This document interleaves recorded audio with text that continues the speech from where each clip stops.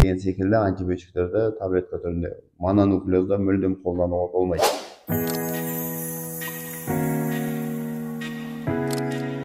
Құрметті аналар, бүгін біздің қозғайтын тақырыбымыз балалардағы инфекционды мононуклеоз. Сізге сәл түсініксіз болуы мүмкін бұл тақырып, бірақ белгілерін айтсақ, бәлкім сіз білесіз. Көп балаларда кейбір жағдайларда жақ астында, мойын алды, мойын арты, қолтық асты лимфа бездері ісініп жатады. Яғни қазақ тілімен айтқанда бездер шошиды, балада температура, әлсіздік және де тәбетінің болмауы, түрлі жаңағы тамақтағы ісіну, лимфа ісінуі және де бадамша бездерінің ісінуі, тамақтағы қызару және көздің жасаурауы, балада жалпы жиі аурушаңдық белгілерінің жиілеп кетуі секілді клиникалық көрініспен жүретін ауруды біз инфекционды мононуклеоз деп айтамыз. Көп жағдайда инфекционды мононуклеоз Эпштейн-Бара вирусымен шақырылады. Бұл герпестің 6-шы типі. Яғни Эпштейн-Бара вирусы бірінші кезекте зақымдайтын орны ағзадағы лимфа бездер. Ал енді сіздерге айта кетейін, баланың ағзасында лимфа бездерінің негізгі қызметі фильтр, яғни сүзгі. Ағзаға түскен кез келген вирус, бактерия немесе басқа да қоздырғышты мүмкіндігінше қан құрамына ағзаға жайылып кетпеуін қамтамасыз ететін сүзгінің негізгісі ол лимфа бездері, лимфа жүйесі.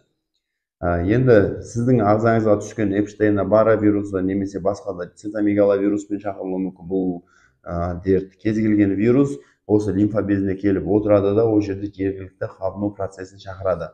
Осының салдарынан лимфа безі ұлғаяды, өз қызметін атқара алмайды және де алдағы уақытта балаңыз кез келген вирусты, кез келген бактерияны тез ағзаға өткізіп, кез келген ауруды тез жұқтырып алуы мүмкін.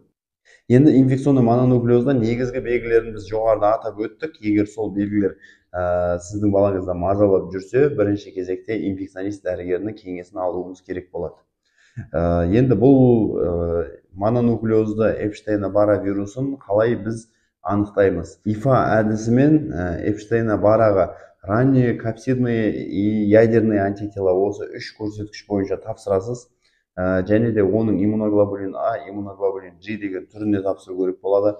Жаңағы Эпштейн-Бара вирусының біз авиттілігін анықтап, және оны ПЦР әдісімен де тапсырсаңыз болады. Егер осы анализ қорытындылары сізде оң мәнді шығып жатса, және жоғарыда аталған белгілер, яғни балада температура, лимфа бездерінің ісінуі, бауырдың ісінуі, сплиномегалия деп жатамыз, және де көздің жасаурауы, тамақтың ісінуі, фарингит белгілері болса, сізде мононуклеоз диагнозы нақтыланатын болады. Енді бұл дертті біз қалай емдейміз? Оның өзінің ауырлық дәрежесіне байланысты біз ажыратамыз. Ауырлық дәрежесіне байланысты жеңіл, орташа, ауыр ағымды және де оның ұзақтығына байланысты. Жедел сатысы бізде 3 айға дейін, егер бала сол вирусты жұқтырғаннан 3 ай мерзімге дейін бізде жедел болып есептелінеді.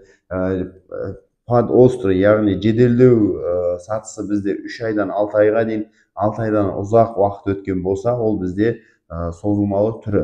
Және де 1 жылдың ішінде егер осы клиника пайда болғаннан және оны емдеп шыққаннан кейін 1 жылдың көлемінде егер қайтадан рецидивтер болсын белгілер пайда болып жатса, ол рецидивирующий течение дейміз, яғни рецидивті кезеңі деп аламыз. Осы 4 кезеңін ажыратамыз. Енді ауырлық ағымын жоғарыда атадық. Ауырлық ағымына байланысты жеңіл және орта ауырлық ағымдары бізде үй жағдайында емдеуге болады. Яғни бүгінгі видеода біз нақты осы үй жағдайында мононуклеозда не жасауға болады, сол туралы айтатын боламыз.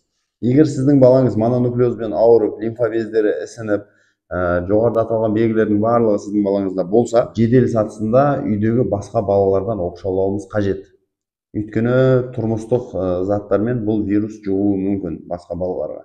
Екінші кезекте диетасын 5-ші стол деп айтамыз. Яғни жаңағыдай бізде қуырылған ащы тағамдардың барлығын рационнан алып тастау қажет болады балаға.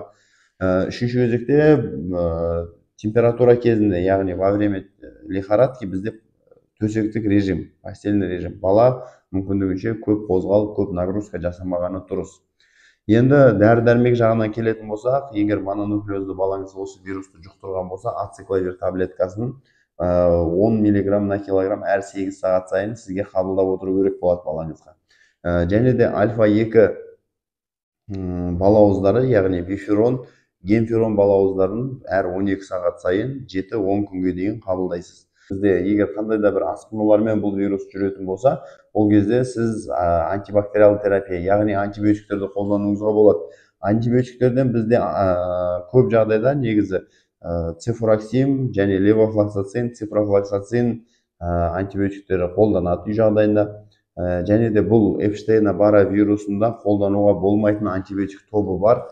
Ол топтарға бізге ампицилин және де макролидтер, яғни азитромицин, сумамед деген секілді, зипмак деген секілді антибиотиктерді таблетка түрінде мононуклеозда мүлдем қолдануға болмайды. Бұл протокол бойынша да тыйым салынған, өйткені ол жаңағы асқынуға ешқандай көмегін тигізбеуі мүмкін. Енді егер клиникалық белгілерінің барлығы кеткеннен кейін бала сауығу кезеңі дейміз. Осы мезгілде сіз Эпштейн-Бара вирусына қайта анализ тапсырып көруіңіз керек. Егер сізде жаңағы анализдеріңіз теріс мәнді шығатын болса, яғни сіздің балаңыз жазылды.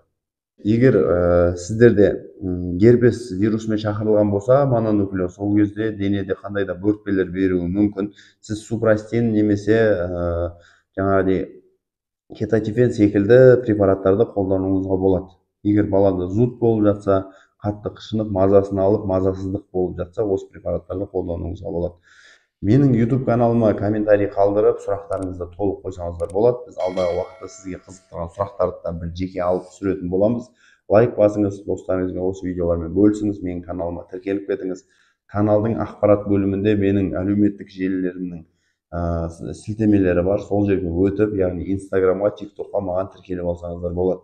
Сіздермен дәрігер Абылай Қалдарбек, YouTube'да келесі жүздескенше.